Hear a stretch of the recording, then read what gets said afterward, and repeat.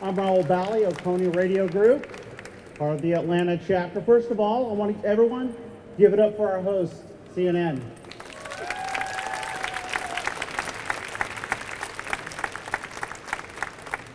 Wanted to remind you about tomorrow's great event that we're putting on, AAJA Represent. First of all, you're going to have Blinded by the Light director Gurinder Chadha. She'll be at AAJA Represent at 10 a.m. sharp. Also, the first 100 people in line will get a free copy of George Takei's graphic memoir, They Called Us Enemy. Doors open at 9 o'clock.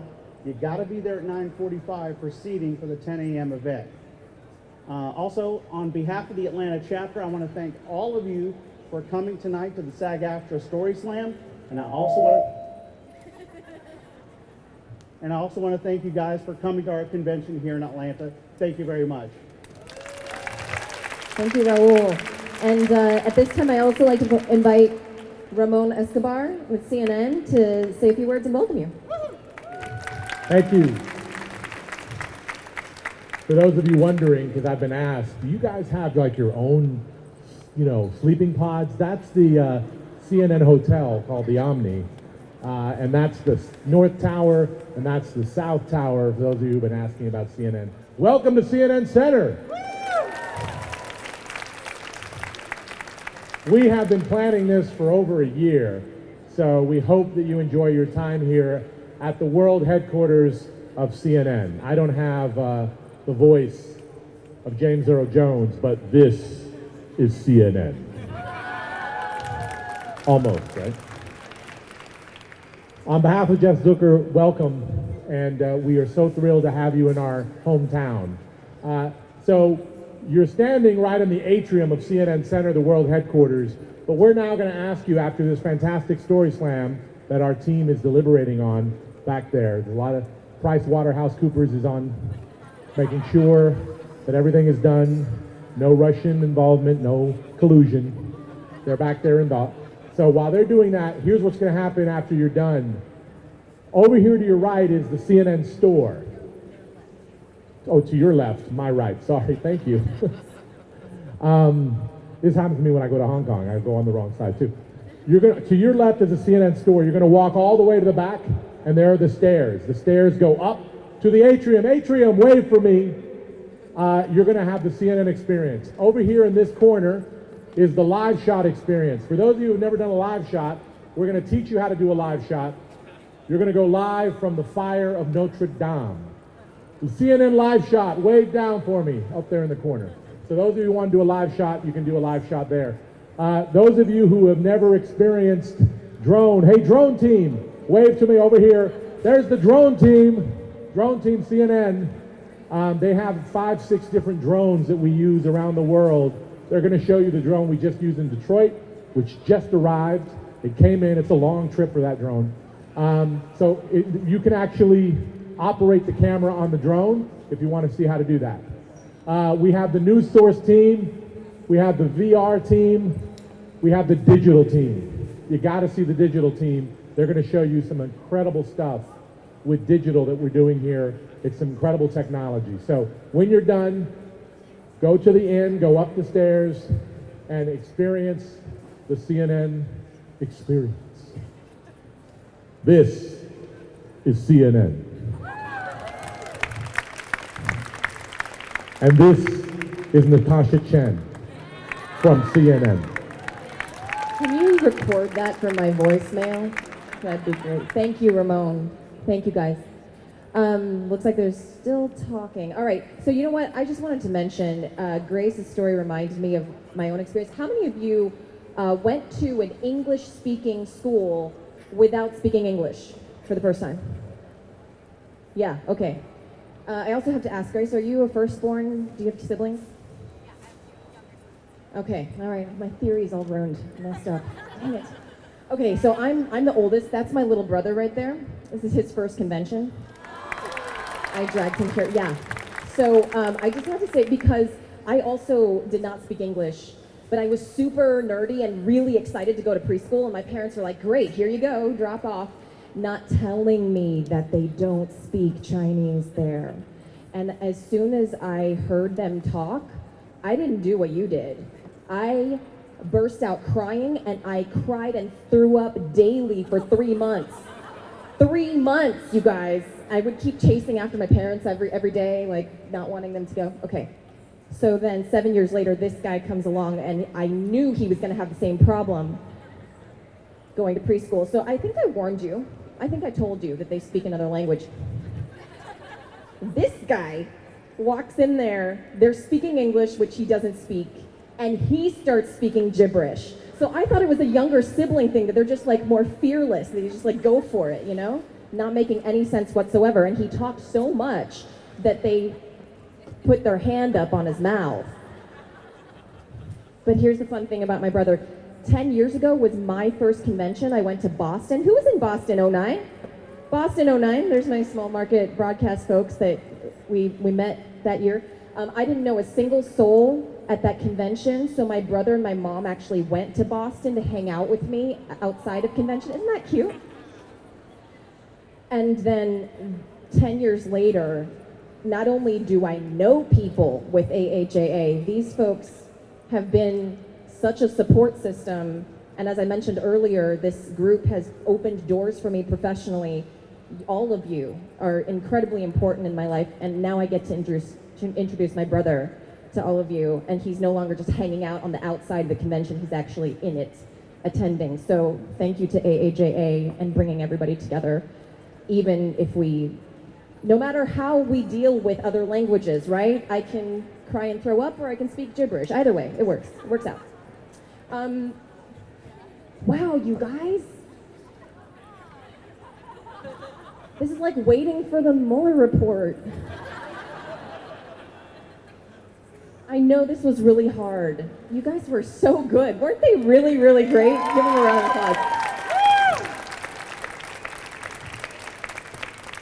You've made the decision incredibly difficult, and it is incredibly brave, too, to come up here and talk about your personal experiences. Just so you know, I think, if I'm not mistaken, somebody tell me, are we going to do Story Slam again next year? I think we are. So if you have a story to tell, consider submitting your story next year for Story Slam, and you could be up here. I mean, not here, but you could be in front of a group sharing something very compelling from your rich lives. I cannot,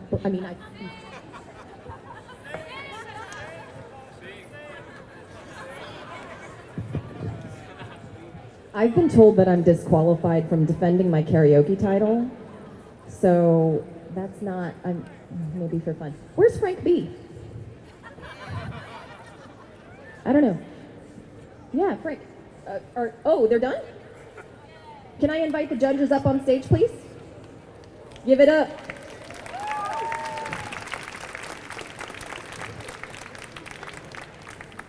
That was hard, wasn't it? Okay, so here's what I'm going to ask you to do, whichever order you're standing in. Juju, do you want to announce number 3 and then 2 and 1, or how do you want to do it? Why don't we give a little overview of first of all, we were stalling for time because, in all honesty, all 5 of the speakers were fantastic and moving and inspiring and really powerful. We heard raw stories, we heard real stories, we heard thematically really powerful stories. And so, first of all, I think you're all winners. Thank you. Would you like to announce? Yeah, you're all winners. Thank you for being so generous with your truth. It was truly inspiring. But so we're going to go with number 3 first? We're going to start with number 3. Third place and winner of 250. Third place winner of 250. We have Grace. Grace Lee. Thank you, Grace.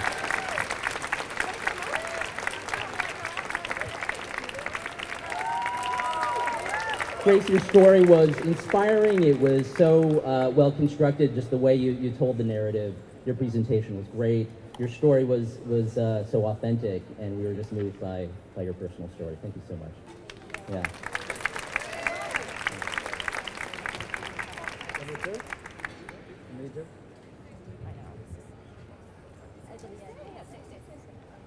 And the second place winner, this is for $500. Caitlin.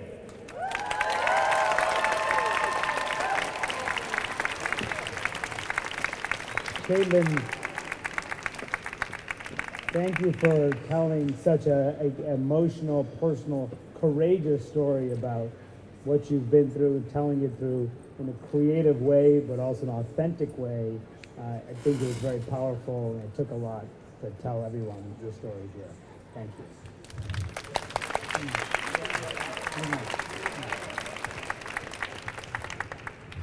And honestly, the deliberation, we went back and forth, it was agonizing. So when I say that there's a winner tonight, all of you are winners, and the courage that it takes just to mount this stage is extraordinary. So I present to you tonight's Story Slam winner, Mark.